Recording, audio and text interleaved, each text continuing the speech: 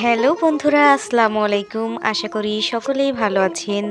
ঈদের খুশিতে সকলেই অনেক ঘোরাঘুরি করতে যাচ্ছে, কিন্তু দেখেন আমি এদিকে শাক তোলা নিয়ে ব্যস্ত। আপুর বাসায় বেড়াতে গিয়েছিলাম, কিন্তু শাক দেখে আর না তুলে থাকতে পারলাম না, কারণ শাক আমার খুব খুব ফেভারিট খাবার। গ্রামীণ পরিবেশ এমনিতে অনেক সুন্দর লাগে। অনেকগুলো হেলেন্সার শাক তুলছি, আমাদের গ্রামীণ ভাষায় এটাকে হেলান্সার শাক বলে। চারপাশটা এত সুন্দর বলে বোঝাতে পারবো না।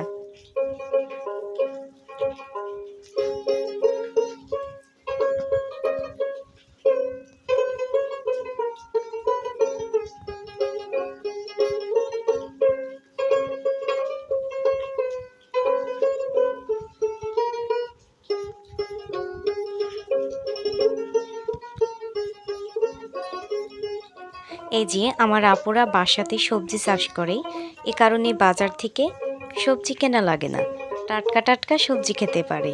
যে অনেকগুলো লাল শাকের গাছ আছে, ঝাল গাছ আছে। এই যে বেগুন তুলেছি। এটাকে বলে হচ্ছে কদুর শাক। কয়েকটা লাল শাক তুলেছি। কচুর শাকও আমার খুব ফেভারিট।